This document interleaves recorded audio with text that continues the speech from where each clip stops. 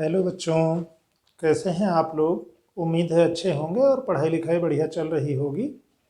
कक्षा 12 भौतिक विज्ञान की आज की क्लास में हम लोग सेलों के संयोजन पर कुछ प्रश्न हल करेंगे। इसके पहले हम लोगों ने सेलों के संयोजन में क्या होता है, श्रेणी क्रम संयोजन, समांतर क्रम संयोजन या मिश्रित संयोजन के बारे में पढ़ा है। आज हम लोग उस पर प्रश्न हल करते हैं। तो पहले एक प्रश्न देखते हैं, यूपी बोर्ड परीक्षा में 2019 में आया था। एक परिपथ दिया गया है और पूछा गया है कि दिए गए वैद्युत परिपथ की सहायता से वोल्टमीटर का पाठ्यांक ज्ञात कीजिए। वोल्टमीटर यहाँ ये लगा हुआ है, परिपथ में एक सेल ये लगी है, इसका विद्युत वाहक बल E1 18 वोल्ट और इसका आंतरिक प्रतिरोध R1 2 ओम है। दूसरी ये सेल E2 12 वोल्ट इसका विद्युत वाहक बल है और इसका आंतरिक प्रतिरोध R2 1 ओम है। ये चित्र में दिया हुआ है और पूछा गया है कि वोल्टमीटर की रीडिंग कितनी रही होगी। ठीक, अब यहाँ देखिए, अगर आप इस लूप में केवल गौर करें, ठीक है, एक तरीके से तो आप कह सकते हैं कि ये दोनों समांतर क्रम में हैं। इधर इसका धन सिरा इसका धन सिरे से जुड़ा, इसका ऋण सिरा इसके ऋण सिरे से जुड़ा। लेकिन अगर आप एक इसको ऐसे एक बंद लूप देखें और मान लें किसी एक दिशा में जब धारा चल रही होती, मान लो इसकी दिशा में धारा चल रही है तो इसके धन इलेक्ट्रोड से बाहर निकल रही है, घूमते हुए फिर इधर जाएगी तो इसके ऋण इलेक्ट्रोड धन इलेक्ट्रोड से प्रवेश करेगी। तो अलग अलग हैं, है ना, श्रेणी क्रम में है और एक दूसरे का विरोध कर रहे हैं। तो इनका जो कुल प्रतिरोध हो, परिणामी जो विद्युत वाहक बल होगा इसका ज़्यादा है, इसका कम है, तो जो ज़्यादा वाला होगा उसके हिसाब से चलेगा और अंत में परिपथ में धारा की दिशा इसके हिसाब से चलेगी, है ना। तो एक चीज़ तो ये कि चित्र में लूप में दोनों सेल परस्पर विरोधी हैं, अतः परिपथ में प्रभावी विद्युत वाहक बल आप कहो तो ये 18 वोल्ट है, ये 12, तो इनके हिसाब से चलेगा। और ये कितना ज़्यादा है, जितना अंतर है E1 माइनस E2 यानी 18 माइनस 12 यानी 6 वोल्ट। और इसकी दिशा क्या होगी, E1 के अनुसार होगी, जो E1 की दिशा है। फिर अब इस लूप में ये दोनों सेल श्रेणी क्रम में हैं, तो इनके जो आंतरिक प्रतिरोध हैं, इसका 2 ओम है और इसका 1 ओम है, ये श्रेणी क्रम में जुड़ जाएंगे। तो कुल आंतरिक प्रतिरोध कितना हो जाएगा। और इसके अलावा आप गौर करिए, परिपथ में और कोई बाह्य प्रतिरोध लगा नहीं है, तो यही हमारे परिपथ का कुल प्रतिरोध हो जाएगा, क्योंकि कैपिटल R बराबर 0 है। बाह्य परिपथ का इस सेल के प्रतिरोधों के अलावा अन्य प्रतिरोध 0 है। तो दोनों सेल श्रेणी क्रम में है, अतः कुल आंतरिक प्रतिरोध स्मॉल r की वही हमारा परिपथ का कुल प्रतिरोध होगा। और जब श्रेणी क्रम में है 2 ओम और 1 ओम, तो दोनों सीधे सीधे जुड़ गए, यानी 3 ओम हमारा हो गया परिपथ का कुल प्रतिरोध। और परिपथ का परिणामी विद्युत वाहक बल कितना है, 6 वोल्ट। परिणामी प्रतिरोध कितना है, 3 ओम। तो परिपथ में धारा कितनी होगी, परिणामी वाला देख लो, तो 2 एम्पियर की धारा परिपथ से बह रही होगी। अब धारा बहेगी इसकी दिशा के हिसाब से, यानी समझ लो ये नहीं है ना, ठीक है, सब प्रश्न में वो वैसे बना था, अलग बात है। अभी समझने के लिए क्या है, इनके हिसाब से नहीं चलेगी धारा, फिर रहेगी खाली इनके हिसाब से। तो अंतिम रूप से परिपथ से धारा इस प्रकार से बहेगी, क्योंकि इन दोनों में अगर देखो तो फिर ये बड़े हैं तो इनके हिसाब से चलेगा।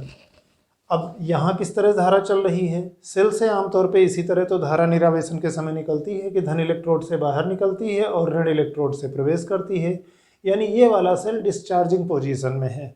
और उस समय टर्मिनल विभवांतर, अगर हम कहें इसके इलेक्ट्रोडों के बीच का विभवांतर कितना होगा, तो V बराबर E माइनस आई आर से। तो E1 सेल में धारा ऋण इलेक्ट्रोड से धन इलेक्ट्रोड की ओर है, सेल के अंदर हम कह रहे हैं, सेल में, है ना। तो यहाँ तक जब पहुँचेगी तो उसके बाद ऋण से धन की ओर और धन से बाहर निकल रही है, तो ये डिस्चार्जिंग यानी निरावेशन के समय की बात है। तो टर्मिनल वोल्टता हम इस सूत्र से देंगे E। अब E में आप ये मत कहिएगा परिणामी वाला, अब हम केवल उस सेल की बात कर रहे हैं। तो इस सेल का E1 18 वोल्ट, धारा यहाँ से बही है 2 एम्पियर पूरे परिपथ से, है ना, और यानी I का मान 2 एम्पियर और R1 हमारा हो गया 2 ओम। तो V1 पहले वाले के लिहाज से देखें तो 18 volt, E minus I R, इन दोनों का गुणा करेंगे तो 4 वोल्ट। 18 वोल्ट माइनस 4 वोल्ट यानी 14 वोल्ट होगी इस सेल के सिले इलेक्ट्रोडों के बीच की वोल्टता। ठीक, तो एक लिहाज से तो आप कह सकते हो सीधे उत्तर की V हमारा 14 वोल्ट पढ़ेगा। लेकिन चलिए इसका भी देख लेते हैं, इनका क्या है। इसमें जब धारा धन इलेक्ट्रोड से प्रवेश करके ऋण इलेक्ट्रोड से बाहर निकल रही है, तो ये सेल आवेशित हो रहा है। आवेशन के समय अगर इस सेल के इलेक्ट्रोडों के बीच की वोल्टता कहें तो V बराबर E प्लस आई आर हो जाएगा, यानी दूसरे वाले का V2 बराबर E2 प्लस आई आर। और E2 कितना है 12 वोल्ट है, I कितनी है 2 एम्पियर है, R2 1 ओम दिया है, तो ये 2 गुणा 1 यानी 2 वोल्ट हो जाएगा और 12 प्लस 2 वोल्ट यानी 14 वोल्ट। तो चाहे आप E1 के सिरों के मध्य कहो तो भी वोल्टता 14 वोल्ट है, चाहे आप E2 के सिरों के बीच कहो तब भी वोल्टता 14 वोल्ट है, यानी यही 14 वोल्ट रीडिंग होगी जो ये वोल्टमीटर पढ़ेगा। ठीक, तो ये इस प्रश्न का उत्तर। चलिए दूसरे प्रश्न पर आते हैं। दूसरा प्रश्न एक देखते हैं। यह यूपी बोर्ड परीक्षा में 2018 और 2020 में आया है। एक परिपथ इसमें भी दिया हुआ है और दिए गए परिपथ में वैद्युत धारा व प्रत्येक सेल के सिरों के बीच विभवांतर ज्ञात कीजिए। चित्र ये बना हुआ है। चित्र में मूलतः इस तरह सेलों के बारे में नहीं दिया था, लेकिन जब यहाँ जैसे इस चित्र में क्या है 2 वोल्ट लिखा है, मतलब ये इस सेल का विद्युत वाहक बल है। इसी के बगल में 1 ओम प्रतिरोध लिखा है, बगल में ही पास में ही है, इसका मतलब ये इस सेल का आंतरिक प्रतिरोध है। यहाँ 4 वोल्ट लिखा है तो ये इस सेल का विद्युत वाहक बल है, और बगल में 2 ओम लिखा है तो ये इस सेल का आंतरिक प्रतिरोध है। ये 5 ओम प्रतिरोध थोड़ा दूर आकर के लगा हुआ है, तो ये समझ लीजिए बाह्य परिपथ का प्रतिरोध है। हम नामकरण कर लेते हैं कि ये कहने में आसानी रहे कि हाँ ये पहला सेल है, ये दूसरा सेल है। और निकालना क्या क्या है, एक तो परिपथ में हमको कुल वैद्युत धारा कितनी बहेगी वो निकालना है, और दूसरा ये कि प्रत्येक सेल के सिरों के बीच में कितना विभवांतर रहा होगा ये निकालना है। ठीक, हम एक बार इसी चित्र को अपने हिसाब से नाम देते हुए बना लेते हैं कि इस सेल को जिसका विद्युत वाहक बल 2 वोल्ट था और जिसका आंतरिक प्रतिरोध 1 ओम था, मान लो हमने इसको दूसरा सेल कहा है, तो हमने लिखा है E2 बराबर 2 वोल्ट और R2 बराबर 1 ओम, और इसको इस तरह से एक डॉटेड बॉक्स के अंदर बंद कर लिया है ना कि ये सेल और ये उसका आंतरिक प्रतिरोध। उसी तरह इस वाले सेल को जिसमें 4 और 2 लिखा था, इसको हमने पहला सेल मान लिया है, तो E1 यहाँ पर हमारा 4 वोल्ट हो गया है विद्युत वाहक बल, और R1 यानी इस सेल का आंतरिक प्रतिरोध 2 ओम हो गया है। ठीक, और बाह्य परिपथ का प्रतिरोध यहाँ R नहीं, यहाँ केवल 5 ओम लिखा था, हमने लिख लिया कि ये कैपिटल R यानी बाह्य परिपथ का प्रतिरोध है और 5 ओम है। ठीक, अब आप ध्यान दो, ये वाला सेल धन इलेक्ट्रोड से धारा बाहर निकालेगा तो इधर ले जाना, अच्छा हाँ, और दूसरा सेल के सिरों के बीच में विभवांतर निकालना था, तो इन दोनों सेलों के बीच में समझ लो एक जगह ये A है, फिर एक दूसरा सेल पार करके यहाँ C है और पहला सेल पार करके B है, तो हमको A और B के बीच का विभवांतर चाहिए और A और C के बीच का विभवांतर चाहिए। A और C के बीच का विभवांतर होगा दूसरे सेल के इलेक्ट्रोडों के बीच का विभवांतर, और A और B होगा पहले सेल जिसे E1 हमने माना है उसके इलेक्ट्रोडों के बीच का विभवांतर। अब फिर आप ध्यान दो, ये दोनों सेल श्रेणी क्रम में है ना, क्यों? अब चाहे आप इधर से इधर को धारा बहते हुए ले जाते या इधर से इधर धारा बहते हुए ले जाते, यहाँ कोई धारा का विभाजन तो हुआ नहीं है, बंटवारा तो हुआ नहीं है कि कुछ धारा एक रास्ते पर चली गई हो और कुछ दूसरे पर। तो चूंकि BAC या CAB इस रास्ते से होकर गुजरने में विद्युत धारा प्रतिरोध फिर सेल प्रतिरोध से होते हुए निकल गई, बटी नहीं कहीं, तो इसका मतलब ये दोनों श्रेणी क्रम में है। श्रेणी क्रम में है तो 2 चीज़ें, पहली बात तो ये कि इनके आंतरिक प्रतिरोध सीधे सीधे जुड़ जाएंगे, विद्युत वाहक बल सीधे जुड़ जाएंगे। लेकिन अब आप देखो, ये जो पहला वाला सेल है ना E1, ये चाह रहा था कि हमारे धन इलेक्ट्रोड से धारा इस दिशा में जाए, दूसरा वाला सेल कह रहा नहीं हमारे धन इलेक्ट्रोड से बाहर चलेगी तो धारा इस दिशा में जाएगी, यानी ये एक दूसरे का विरोध कर रहे हैं। तो परिणामी क्या होगा, बड़े वाले से छोटे वाले को घटा लेना, है ना। ठीक है, भले ही आप कहोगे कि उन दोनों के योग के बराबर होगा, तो E1 प्लस E2 कहने में चूंकि इनमें बड़े ये हैं तो चलेगी इनके हिसाब से दिशा, तो E1 और ये चूंकि उल्टा चल रहे हैं तो इनका -2 जोड़ेंगे हम। तो कुल मिला के ये कहने का मतलब कि दोनों सेल एक दूसरे का विरोध कर रहे हैं, तो बड़े वाले के विद्युत वाहक बल से आप कम वाले के विद्युत वाहक बल को घटा दीजिए, वह परिणामी विद्युत वाहक बल होगा, और दिशा हमारी जो परिणामी विद्युत वाहक बल की होगी वह जो हमारा बड़ा वाला सेल है, ज़्यादा विद्युत वाहक बल वाला है, उसके हिसाब से होगी। तो यानी अब वही हम लोग देखते हैं, यहाँ E1 व E2 सेल श्रेणी क्रम में हैं, ठीक, और परस्पर विरोधी हैं। अतः परिणामी विद्युत वाहक बल मान लो E इक्विवेलेंट हम कह रहे हैं, तो वो क्या होगा, E1 माइनस E2 होगा। क्यों? क्योंकि E1 बड़ा है E2 से। इसका मतलब E इक्विवेलेंट कितना हो जाएगा, E1 है 4 वोल्ट, E2 है 2 वोल्ट, यानी उत्तर आया 2 वोल्ट, और दिशा हमारी क्या होगी, E1 के दिशा के हिसाब से। अब इस परिपथ में धारा का चिन्ह नहीं, दिशा नहीं बनाई गई थी। यहाँ हम धारा की दिशा बना लेते हैं। जब E1 के हिसाब से धारा बहनी है तो E1 तो यही कहेगा ना कि हमारे धन इलेक्ट्रोड से बाहर जाओ और घूमते हुए हमारे ऋण इलेक्ट्रोड से प्रवेश करो। बाहर के परिपथ में धन से ऋण की ओर, सेल के अंदर ऋण से धन की ओर, है ना। तो इक्विवेलेंट E जो परिणामी विद्युत वाहक बल होगा उसकी दिशा हमारी E1 के दिशा के हिसाब से होगी, एक चीज।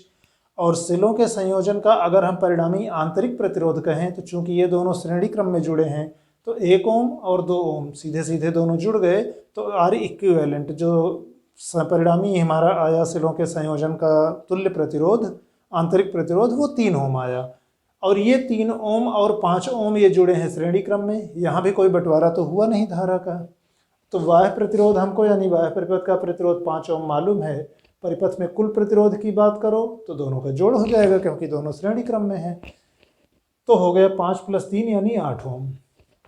अब परिपथ में अगर विद्युत धारा कहो तो एक तो हमने इस तरह से लिखा है कि आप देख लो परिणामी विद्युत वाहक बल कितना है, तो E1 - E2 2 वोल्ट E1 की दिशा के हिसाब से।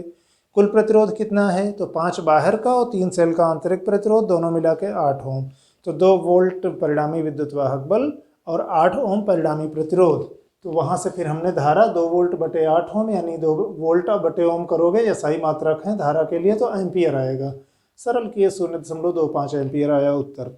इसको हम ऐसे भी लगा सकते थे। एक सूत्र हमने पढ़ा था I बराबर कैपिटल E बटे capital R plus small r। और यहाँ पर E की जगह पर क्या रखेंगे, जो परिणामी है 2 वोल्ट, कैपिटल R 5 ओम, स्मॉल r 3 ओम, जो दोनों का तुल्य है ना। तो वहाँ से भी कर सकते थे, तो भी हमारा E बटे capital R plus small r होता, बात वही है। ठीक, अब धारा मिल गई। धारा कितनी बह रही है, तो 0.25 एम्पियर धारा बह रही है, यहाँ से हम लोगों ने निकाल लिया। अब आप ध्यान दो, इस वाले सेल के लिहाज से अगर कहो हमें अब क्या निकालना है, E1 के सिरों के बीच टर्मिनल वोल्टता और E2 के सिरों के बीच टर्मिनल वोल्टता निकालनी है। सेल के सिरों के बीच का विभवांतर यानी उसका प्रचालन विभवांतर, टर्मिनल वोल्टता। E1 के सिरों के बीच का टर्मिनल विभवांतर चित्र में हमने जो A और B बिंदु कहे हैं, समझो इन दोनों के बीच का विभवांतर होगा। और धारा इसके हिसाब से चल रही है, यानी इसके डिस्चार्जिंग के हिसाब से चल रही है, इसके ऋण से प्रवेश कर रही है, धन से बाहर निकल रही है, तो इसमें निरावेशन वाला सूत्र लगाएंगे। तो E1 सेल के धन इलेक्ट्रोड से धारा बाहर आ रही है, अतः इसकी टर्मिनल वोल्टता मान लो V for voltage, T for terminal, और 1 का मतलब पहले सेल के लिए है, ये होगी E1 - IR1। V बराबर E - IR होता है, तो वहाँ से 1 के लिए कह रहे हैं तो वही E1 और R1 कर लिया हमने। धारा दोनों के लिए एक ही है। और जो ये VT1 है यानी टर्मिनल वोल्टता पहले सेल की, वही हमारी होगी A और B के बीच का विभवांतर, VAB, है ना। सेल के सिरों के बीच का विभवांतर निकालना है। मान रख दिया, E1 4 वोल्ट है, धारा का मान रख दिए, आंतरिक प्रतिरोध रख दिए, एम्पियर और ओम, वोल्ट आया, सरल किए 3.5 वोल्ट। ये हमारा जो ये E1 वाला सेल है 4 वोल्ट वाला, उसके सिरों के बीच का विभवांतर होगा। इसी प्रकार लेकिन आप दूसरे वाले सेल में गौर करो, जब परिपथ में इस तरह से धारा चल रही है तो धन, इसके तो धन से बाहर निकली है, लेकिन इस तरह चलने में इनका तो ठीक है, इनके हिसाब से है, पर इनके निरावेशन के हिसाब से नहीं है। इनके तो फिर धन से प्रवेश कर रही है, ऋण से बाहर आ रही है। तो धारा की दिशा आपने उलट दी तो समझो एक तरह से सेल चार्ज हो रहा है, तो वहाँ टर्मिनल वोल्टता में फिर जो -IR था ना, यहाँ +IR हो जाएगा। तो इसी प्रकार E2 जो दूसरा वाला सेल है 2 वोल्ट वाला, उसमें धन इलेक्ट्रोड से धारा प्रवेश कर रही है, अतः उसके आवेशन, यहाँ निरावेशन हो रहा था, यह आवेशन चार्ज हो रहा है। तो आवेशन के समय टर्मिनल वोल्टता VT2, V for voltage, T for terminal, 2 का मतलब दूसरे वाले सेल की है, जो कि A और C के बीच का विद्युत विभवांतर होगा, VAC क्या हो जाएगा, E + IR हो जाएगा ना। वहाँ डिस्चार्ज के समय E - IR था और चार्जिंग के समय E + IR हो गया। ठीक है, बस हमने मान रख दिया, E2 2 वोल्ट, I का मान, R2 का मान, सरल कर लिए, 2.25 वोल्टता होगी जो हमारा दूसरा सेल है 2 वोल्ट विद्युत वाहक बल वाला, उसके सिरों के बीच में। ध्यान दीजिए, सूत्र तो हम लोगों ने जो पढ़े थे वो सीधे सीधे ही थे, सवाल लगाते समय हम थोड़ा बढ़िया से हम लोग समझ पाएंगे कि कैसे करना है। तो ठीक है, कुछ सवाल हम लगवा देंगे, बाकी तो मुख्य ये है कि आप अपने आप से भी कुछ और प्रश्नों का अभ्यास करें। खैर, हम लोग अगले प्रश्न पर आते हैं। तीसरा प्रश्न देखते हैं। यह भी यूपी बोर्ड परीक्षा में 2018 में आया था। 1.5 वोल्ट विद्युत वाहक बल व 0.5 ओम आंतरिक प्रतिरोध वाली 12 सेलों का प्रयोग करके 1.5 ओम के बाह्य प्रतिरोध में विद्युत धारा प्रवाहित करनी है। क्या क्या मालूम है? सेल एक का विद्युत वाहक बल 1.5 वोल्ट है और आंतरिक प्रतिरोध 0.5 ओम है। ऐसी 12 सेलों को लेना है और बाह्य परिपथ का प्रतिरोध 1.5 ओम है जिसमें विद्युत धारा प्रवाहित करनी है। हमें बताना यह है कि अधिकतम धारा प्राप्त करने के लिए सेलों को किस प्रकार संयोजित करना होगा और साथ में ये भी बताना है कि उस अधिकतम धारा का मान क्या होगा। ध्यान अगर हो, सेल का हम लोग मिश्र क्रम में संयोजन पढ़े थे तो हम चाहेंगे कि वहाँ हम लोगों ने फिलहाल जो संख्या लिखी थी कि n सेलों को हमने श्रेणी क्रम में जोड़ा है और ऐसे n सेलों वाली जो पंक्तियाँ हैं ऐसी m पंक्तियों को हमने समांतर क्रम में जोड़ा है। तो उन्हीं प्रतीकों को रखते हुए भाषा थोड़ा सा ज़्यादा समझाने के लिहाज से हमने ज़्यादा लिख ली है, बाकी इतना लिखने की आवश्यकता थी नहीं। फिर भी देख लेते हैं कि माना एक पंक्ति में स्मॉल n सेलों को श्रेणी क्रम में जोड़कर ऐसी स्मॉल m पंक्तियों को समांतर क्रम में जोड़ा गया है। यानी एक लाइन में n सेल लगे हैं श्रेणी क्रम में, फिर दूसरे में n सेल, फिर तीसरे में n सेल, इस तरह m लाइन पंक्तियाँ बनाई गई हैं। तो सेलों की कुल संख्या देखिए, एक लाइन में n सेल और ऐसी m लाइनें हैं तो कुल सेलों की संख्या m गुणा n और है कितनी? 12। ये मान लो एक समीकरण प्रश्न में वो दिया हुआ है। और एक सेल का आंतरिक प्रतिरोध यानी स्मॉल r हमें पता है 0.5 ओम है, ये भी दिया है। तो इसका मतलब अगर प्रत्येक लाइन में जो जुड़ी हुई श्रेणी क्रम में n सेलें हैं उनका आंतरिक प्रतिरोध आप कहो तो श्रेणी क्रम में है सब सीधे जुड़ जाएंगी, r प्लस r इस तरह n बार यानी n इंटू r यानी n गुणे 0.5 ओम। ये हो गई एक लाइन में सभी सेलों के आंतरिक प्रतिरोधों का मान। अच्छा, अब ऐसे इतने ही आंतरिक प्रतिरोध वाली m लाइनें हैं और हम लोगों को ये पता है कि मान लो r r r इस तरह अगर आप m प्रतिरोध जोड़े हो, जैसे r और r दो जोड़े हो समांतर क्रम में तो r/2, 3 जोड़े हो तो r/3, m जोड़े हो तो r/m। तो यहाँ उसी को जनरलाइज्ड करके हम लोग देखेंगे कि अब एक लाइन में लगा है 0.5 n ओम प्रतिरोध, ठीक, और इतना क्योंकि n सेल थे और हर सेल का इतना प्रतिरोध है और है श्रेणी क्रम में, तो इतने प्रतिरोध की अगर स्मॉल m समांतर क्रम में पंक्तियां जुड़ी हैं तो सेल का हमारा जो कुल आंतरिक प्रतिरोध होगा R इक्विवेलेंट वो एक लाइन का जितना प्रतिरोध है बटे m समांतर, क्योंकि सारी लाइनों में बराबर प्रतिरोध लगा है। जैसे हम अभी आपसे कह रहे थे कि एक का R है, दूसरे का R है, तीसरे का R है, जैसे दो का जोड़ोगे तो R और R समांतर क्रम में जोड़ने पे r/2, R R और R 3 R ओम के प्रतिरोध अगर समांतर क्रम में जुड़े हैं तो r/3, तो वैसे ही m जुड़े हैं तो r/m। तो यहाँ वही था, एक लाइन में हमारा इतना प्रतिरोध है तो m लाइन समांतर क्रम में बटा m हो जाएगा, ये हमारा कुल R इक्विवेलेंट है। अच्छा, सेलों के मिश्रित संयोजन में हम लोगों ने कहा था कि परिपथ से अधिकतम धारा तब मिलेगी जब बाह्य परिपथ का कुल प्रतिरोध सेल के आंतरिक प्रतिरोधों के सभी सेलों के आंतरिक प्रतिरोधों के तुल्यमान के या कुल योग के बराबर होगा। तो यानी मिश्रित संयोजन में अधिकतम धारा के लिए हमारी शर्त यह है कि बाह्य प्रतिरोध का मान सेलों के कुल आंतरिक प्रतिरोध के मान के बराबर होना चाहिए। अभी इस पूरी कहानी से हम बच सकते थे अगर हमें ये सीधे सूत्र याद होता कि n बटे m इंटू आर वो हमारा होता है आंतरिक प्रतिरोध सारी सेलों का। खैर हमने यहाँ अलग अलग निकाल ही लिया है, n बटे m गुणे r। अगर सीधे याद होता तो कोई बात नहीं, अदरवाइज हमने निकाल तो लिया ही है। तो बाह्य प्रतिरोध कितना है? 1.5 ओम के बाह्य प्रतिरोध में जोड़ना है, दिया हुआ है।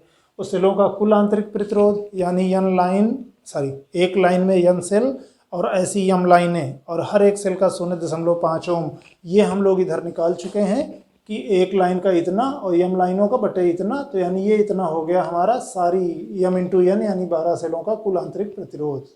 ठीक, यहाँ से हम n बटे m अगर देखें तो इसको इधर लेके चले जाएं, ये ओम में है ना, तो 1.5 ओम बटे 0.5, 5 3 15 यानी 3 आया। अच्छा, यहाँ से मान लो हमने n का मान 3m, n बराबर 3m समीकरण 1 में रख दिया, तो m गुणा 3m बराबर 12 यानी 3m स्क्वायर बराबर 12, तो m स्क्वायर बराबर 12 बटे 3 यानी 4, यानी m बराबर 2। इसका मतलब लाइनें हमारी कितनी हैं? 2। और यहाँ जब m बराबर 2 रखोगे ना तो n बराबर 6 आ जाएगा, है ना। n बराबर 12 बटे m यानी 12 बटे 2 यानी 6। तो पुनः यहाँ मान समीकरण 1 में रखने पर n बराबर 6 मिला, यानी 6 सेलों को हमको श्रेणी क्रम में जोड़ना है एक पंक्ति में, और ऐसी 2 पंक्तियां समांतर क्रम में रहेंगी, है ना। और अधिकतम धारा के लिए फिर यहाँ पर हम 2 तरह से सूत्र कह सकते थे। तो ठीक है, मान लो ना आप सब अलग अलग ध्यान में हो तो कोई नहीं, अगर एक आप यही याद रखे हो कि I का मान मिश्रित संयोजन में इतना होता है। यहाँ बाकी चीज़ें हम लोग बता चुके हैं, एक बार हम फिर से दोहरा दें।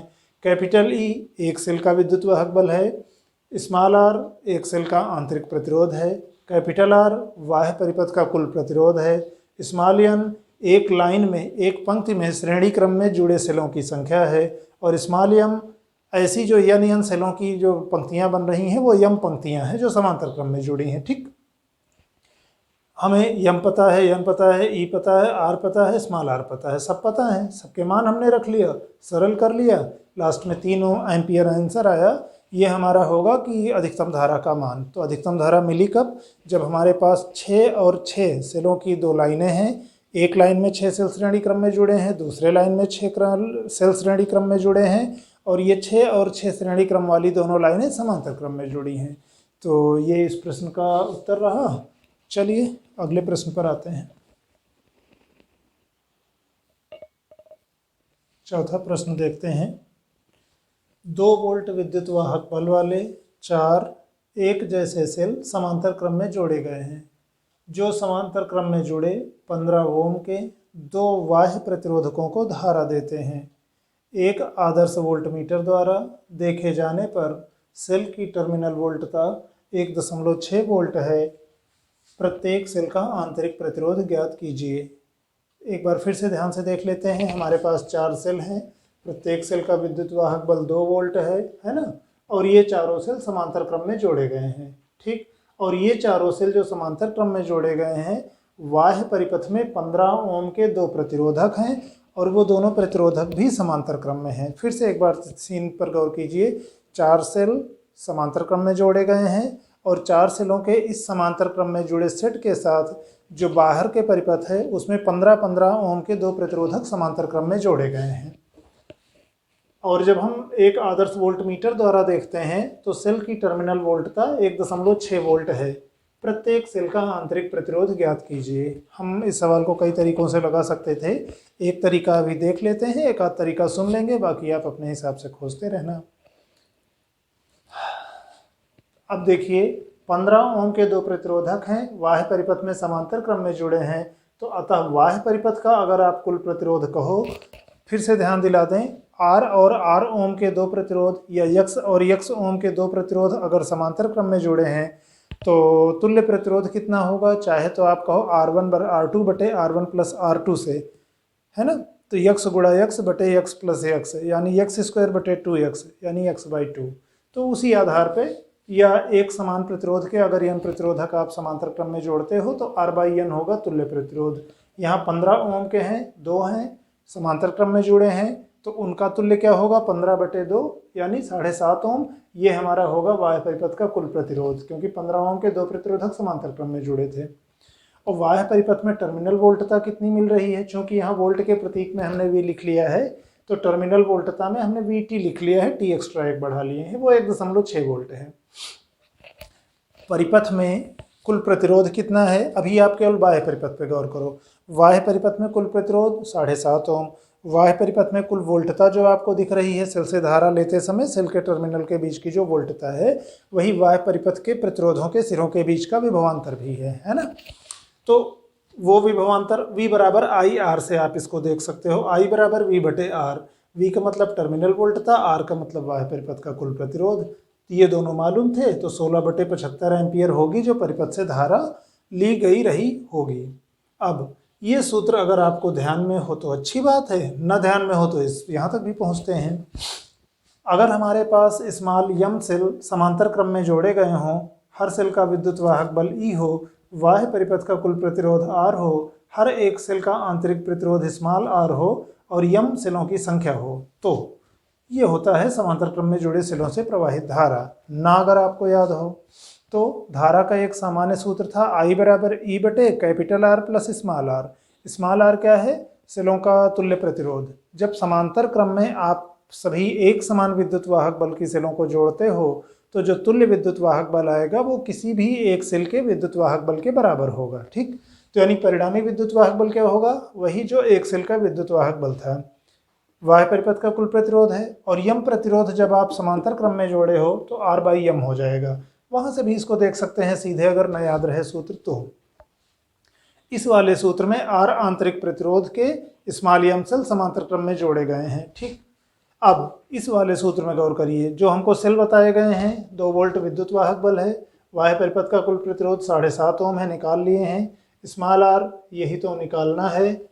स्मॉल एम सेलों की संख्या 4 सेल हैं। ठीक, और रही बात आई धारा की, तो ये भी हम लोग एक बार निकाल चुके हैं, हमने सब मान रख लिए।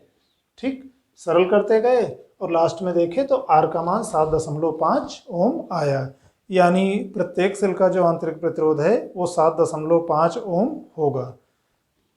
इस सवाल को और एक दूसरी तरीके से ऐसे लगा सकते थे, एक सूत्र हम लोग पढ़े थे ना, स्मॉल r बराबर कैपिटल R, ये पढ़ा था हम लोगों ने, यह E बटे V माइनस 1 है ना। यहाँ क्या है, कैपिटल R वाह्य परिपथ का कुल प्रतिरोध, E विद्युत वाहक बल, V टर्मिनल वोल्ट था। यहाँ कितना दिया हुआ है, ये 2 वोल्ट है, ये 1.6 वोल्ट है ना, ये दूसरा मेथड है। तो कैपिटल R कितना है 7.5, E का मान 2 वोल्ट, इसका मान 1.6, इसका मान 1.6, और यहाँ से जो हमारा R आएगा ना, ये वास्तव में R बाई 4 होगा, R डैश अगर इसको कह लो। क्यों, 4 सेल हैं जो समांतर क्रम में जुड़े हैं, तो यहाँ से R बाई 4 आ जाएगा, बाद में जो आएगा उसी का 4R कर लेना, क्योंकि 4 समांतर क्रम में जुड़े हैं। तो ये छोटा तरीका था थोड़ा सा, कोई नहीं, इस तरह हमारे पास कई तरीके होंगे प्रश्नों को लगाने के। हमें केवल ये ध्यान दिलाना था कि खासतौर पे ये टर्मिनल वोल्टता धारा और समांतर क्रम में हम लोग सीधे इस सूत्र का प्रयोग कर सकते थे। तो ठीक है, बाकी जैसे जैसे हम लोग सवालों का अभ्यास करेंगे, हम लोगों को ऐसे ही नए नए और आइडिया सवाल लगाने के मिलते जाएंगे। अभी तो फिलहाल अगले प्रश्न पर आते हैं। एक प्रश्न और देखते हैं, प्रश्न थोड़ा ध्यान से सुन लेते हैं, इसमें कहानी थोड़ा लंबी है ना। और पहले ही आपको ध्यान दिला दें, प्रश्नों को हल करते समय सबसे ज़रूरी बात यह है कि पहले ध्यान से आप प्रश्न को पढ़िए, मन में अपनी एक इमेज बनाइए कि अच्छा प्रश्न में क्या क्या दिया हुआ है, ज़रूरी समझिए तो उसका एक ब्लॉक डायग्राम बना लीजिए या बगल में कॉपी पर। और एक बार में न समझ में आए तो भी धैर्य से आप केवल प्रश्न पढ़ते चले जाइए, दोबारा फिर वापस लौटिए और टुकड़ों टुकड़ों में बांट के उसको देखिए कि क्या क्या दिया हुआ है प्रश्न में। ज़रूरत होने पर प्रतीक के रूप में लिख लीजिए कि जैसे अच्छा विद्युत वाहक बल दिया है तो E बराबर इतना, आंतरिक प्रतिरोध दिया है तो R बराबर इतना, श्रेणी क्रम में जुड़े हैं तो अच्छा ये बात है। तो फिर जब प्रतीक रूप में लिख लेंगे क्या दिया है और क्या निकालना है, तो आप समझ जाओगे कि कैसे करना है। आइए फिलहाल इस कहानी पर आते हैं। ये प्रश्न क्या कहानी ही है, सुनते हैं। एक समान विद्युत वाहक बल वाले 12 सेल श्रेणी क्रम में जोड़कर एक बंद बक्से में रखे जाते हैं। ठीक, कुछ सेल गलत जोड़े हुए हैं। यह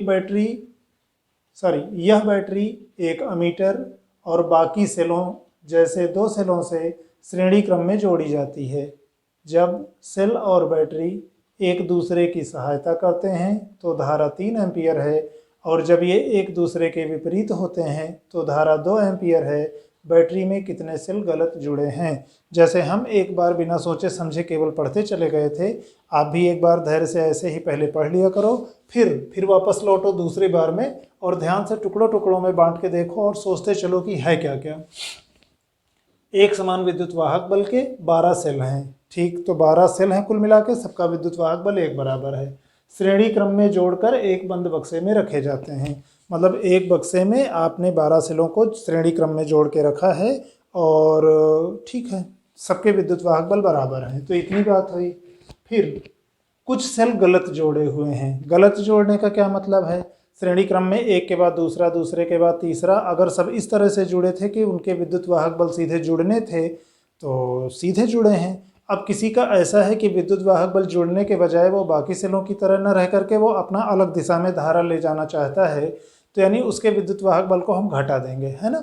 तो अब कुछ सेल गलत जुड़े हैं, पता नहीं कितने गलत जुड़े हैं, पर जो भी गलत जुड़े होंगे उनका विद्युत वाहक बल माइनस में हो जाएगा।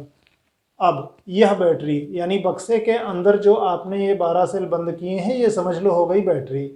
यह बैटरी एक एमीटर और बाकी सेलों जैसे दो सेलों से, बाकी सेलों जैसे का मतलब इस बैटरी के अंदर जो 12 सेल थे उन्हीं सेलों जैसे दो और सेलों से श्रेणी क्रम में जोड़ी जाती है। फिर से ध्यान दीजिए, एक बॉक्स के अंदर 12 सेल, 12 सेलों का एक जैसा विद्युत वाहक बल, ये पूरा एक सेट बन गई बैटरी। और इस बैटरी में मतलब जो ये बॉक्स के अंदर 12 सेल हैं, इसमें ये भी कह रहे हैं कि लगता है कि कुछ सेल गलत जुड़ गए हैं। जो गलत जुड़ गए होंगे उनका विद्युत वाहक बल माइनस होगा। ठीक, अब ये बॉक्स एक अमीटर से श्रेणी क्रम में जुड़ा है और उस अमीटर के आगे दो सेल और श्रेणी क्रम में लगे हैं। वो दोनों सेल उसी तरह के हैं जैसे बॉक्स के अंदर बंद वाले सेल हैं, यानी उतने ही विद्युत वाहक बल के हैं। फिर से ध्यान से ना समझ में आए तो आप पढ़ लेना। उन सेलों से श्रेणी क्रम में जोड़ी जाती है। फिर जब सेल और बैटरी एक दूसरे की सहायता करते हैं, बैटरी का मतलब बॉक्स के अंदर जो 12 सेल थे, और सेल जब हम कहेंगे तो सेल का मतलब बाहर दो सेल जो हमने लगाए हैं उसी तरह के, जब एक दूसरे की सहायता करते हैं का मतलब उनके विद्युत वाहक बल जुड़ रहे हैं तो धारा 3 एम्पीयर मिल रही है। ठीक, और जब ये एक दूसरे के विपरीत होते हैं, यानी बैटरी जिस दिशा में धारा ले जाना चाह रही थी, जो सेल हमारे दो जोड़े गए हैं बाहर के वो उसका उल्टा चल रहे हैं, तो जो भी उनका विद्युत वाहक बल सहयोग करने में प्लस हो रहा था, अब जब विरोध करेंगे तो माइनस हो जाएगा। तो जब परिणामी विद्युत वाहक बल बदल जाएगा तो धारा बदल जाएगी। और अब ये पूछा गया है कि बताइए बैटरी में कितने सेल गलत जुड़े हैं। ठीक, अभी हल देखने के बाद आपको लगेगा कि अरे सवाल में तो कुछ खास था नहीं, केवल कहानी थी, थोड़ा सा सीन ध्यान रखना था। तो आइए इसके हल पर आते हैं। इस प्रश्न को हम लोग सुन चुके हैं, इसके हल को एक बार पूरा कर लेते हैं। मान लेते हैं कि प्रत्येक सेल का विद्युत वाहक बल E है और परिपथ का कुल प्रतिरोध कैपिटल R है। ध्यान देना, यहाँ हम परिपथ का केवल बाह्य प्रतिरोध नहीं कह रहे, उसमें हमारे एमीटर का भी प्रतिरोध जुड़ा है, बाहर के कुछ परिपथ में अगर कुछ प्रतिरोध रहा होगा तो वो भी जुड़ा है, और सभी सेलों के आंतरिक प्रतिरोध भी जुड़े हैं। देखो, सेल चाहे सीधा जुड़ी हो चाहे उल्टा जुड़ गई हो, मतलब एक दूसरे का चाहे सहयोग कर रही हो चाहे विरोध कर रही हो, उनके प्रतिरोध तो सीधे सीधे जुड़ेंगे ही, है ना। श्रेणी क्रम में जब आप आंतरिक प्रतिरोधों को जोड़ोगे तो सीधे सीधे जुड़ेंगे। अब बाहर की दो सेल चाहे वो सहयोग में रही हो तो भी उनका आंतरिक प्रतिरोध जुड़ना है, विरोध में रही हो तो भी आंतरिक प्रतिरोध कुल प्रतिरोध में जुड़ना है।